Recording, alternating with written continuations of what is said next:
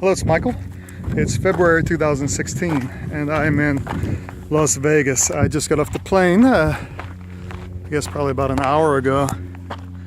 Got in the rental car, nice Volvo that they gave me for $20 a day. Brand new, 4,000 miles on it, sweet. And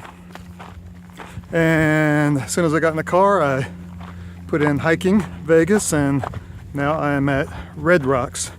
And coincidentally, there's also Red Rocks in, in Denver, and which was also one of my favorite places. So it's about 11 o'clock in the morning, and I've pretty much been up for about, other than a nap or two, been up for like 70 hours, which probably isn't the healthiest thing, but that's just how I roll sometimes. So it's kind of where we're at right now.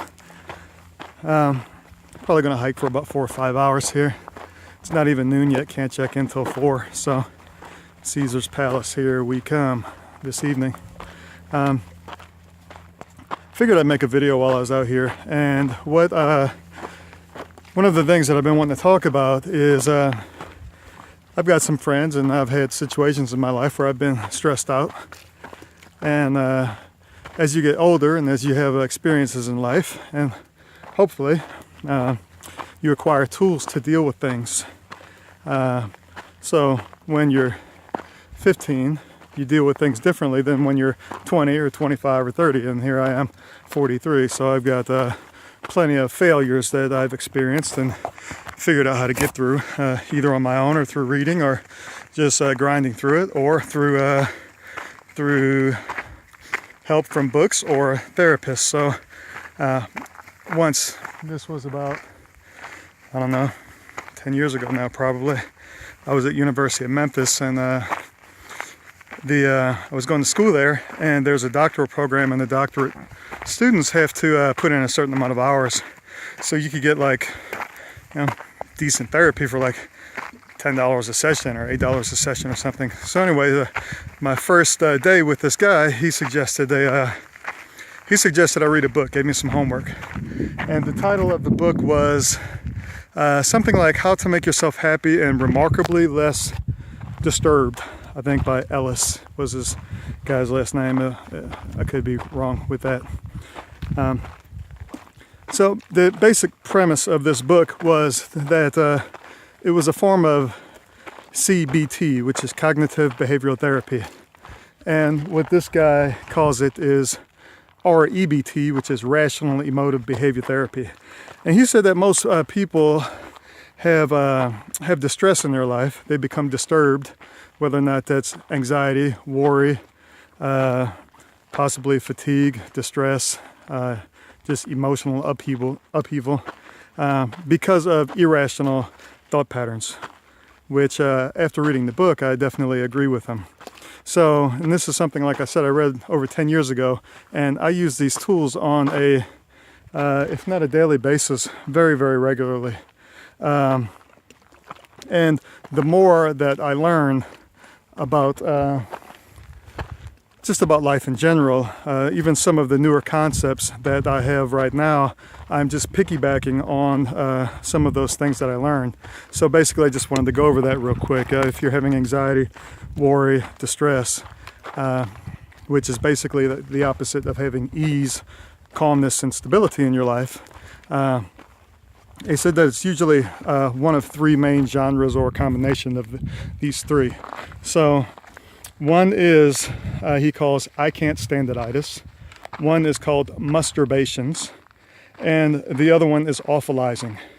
So basically, ABC is where everything starts off. A is an actuator, B is your belief, and C is the consequence. So actuator would be something happens to you and it puts you into a state of being disturbed. And then the reason that this disturbance happens is because of your belief system. So maybe the actuator can happen either way, and then your belief is what causes the disturbability. And then you have a consequence, which is basically the emotional distress. So ABC.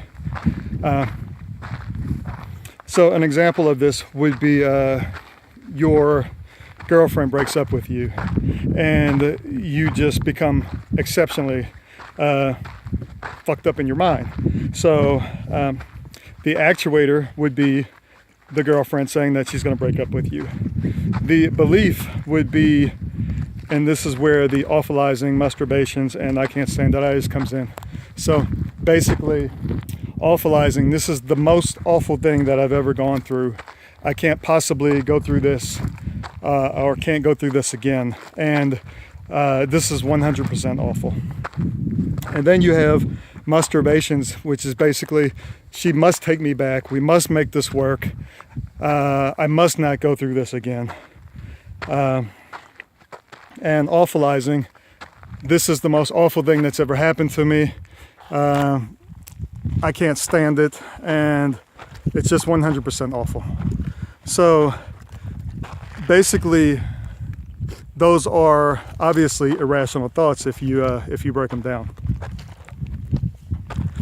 So what you do is you correct the irrational thoughts to a more appropriate rational thought system. So anytime you feel that you have some distress and you recognize that you're in distress, then you basically just go to these three things and you ask yourself, am I awfulizing? Am I having masturbations? And am I thinking I can't stand it?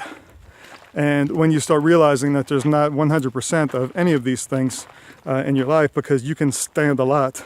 Nothing is 100% awful, because even if she breaks up with you, then it's possible that you'll be on your own and you'll learn some stuff that you needed to learn, or you'll find a better suited mate, or any of these things.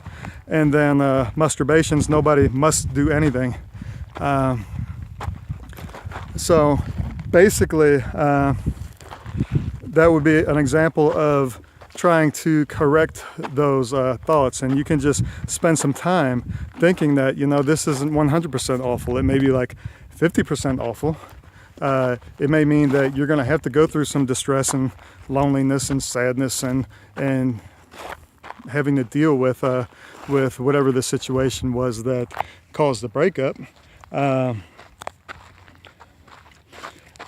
But it's not 100% awful, and you can stand it, and you've stood it before. You've had loss in your life, and you've got through it, and that's actually where growth comes from. So I would consider, if you find yourself easily disturbed or anxious, then this might be a book that you might want to look at. It's very simple to read.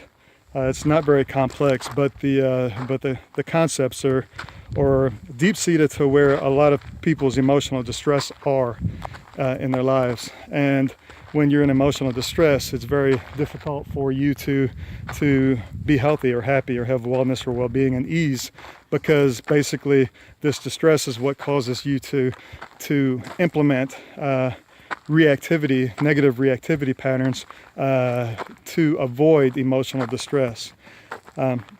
So if you can decrease the disturbability and the anxiety and the negative emotion by creating a more rational point of view and perspective, and just acquiring these basic tools to help guide you through life, then you put yourself in a better position later in life when things happen, because things happen, to mend yourself. So mending, of course, is move, educate, nurture, decompress.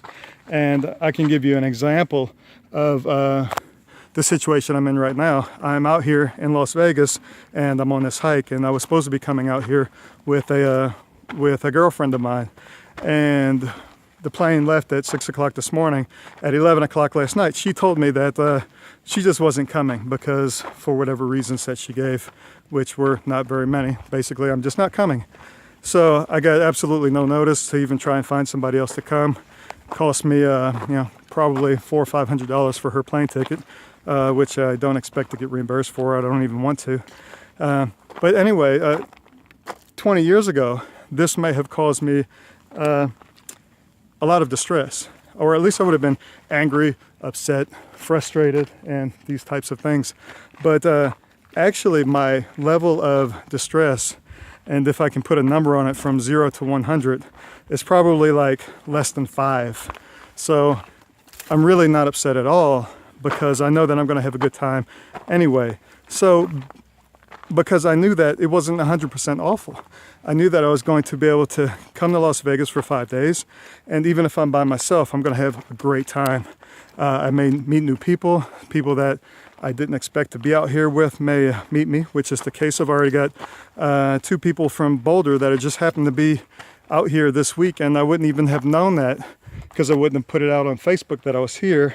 Hey, she come with me. So it would have been silly for me to be super anxious and upset and disturbed about the situation.